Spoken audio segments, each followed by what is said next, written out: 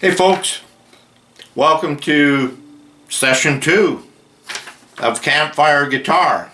These are free lessons, and so I'll just go over what we did in the first series quickly, and then I'll outline what we're going to do through this series. In the first series we learned our 3 major and minor chords of the key of G.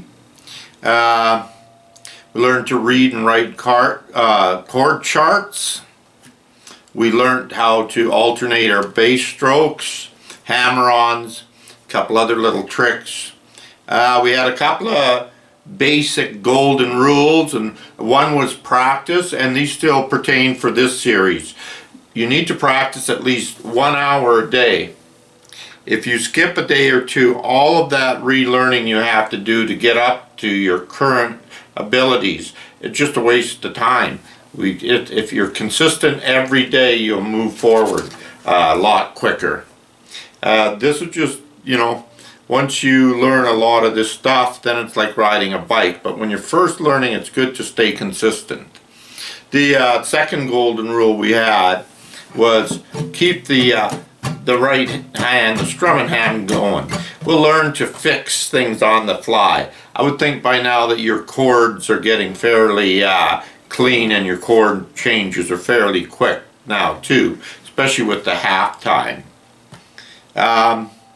So in series 2, we're going to include a few things. A quick look at playing with the drum machine, if you have access to it. This is good because it allows you not only for good timing, but if you jam with a few people that are following the chord charts that you put out, it keeps everybody honest. It keeps everybody on time, on beat. Even if you jam solo with the drum machine, it's still like a jamming with somebody because there's a beat that you gotta follow. So I'm a big fan of it. So what we're going to learn is we're going to learn all our chords in the key of C. This series is going to be focused on the key of C, but we're going to learn how to transpose the songs we've already learnt in the key of G and how you transpose those into the key of C.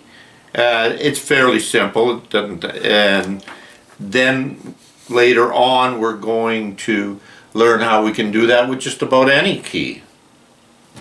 So we'll learn how to take Horses and Dogs in the key of G and play it in the key of C.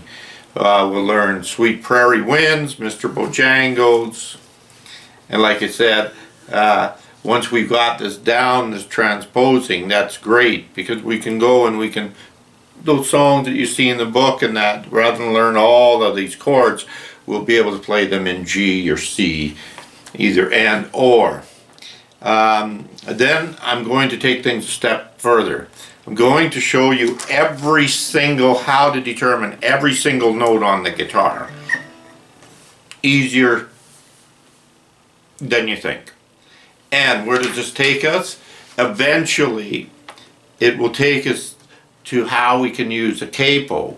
And by using the G, here's the point, by using the G and the C keys, how we will be able to get any key of any song.